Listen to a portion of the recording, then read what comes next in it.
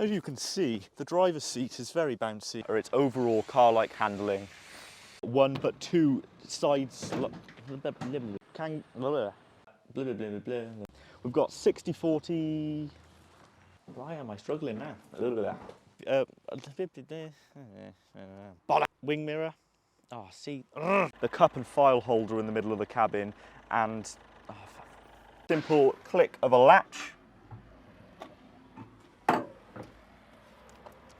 There are many things that we love about the Ford Transit Connect. We couldn't even narrow it down to three. The three things that we love most.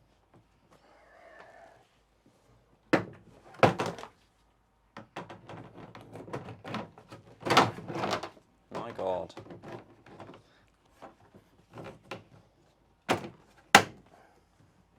There we go.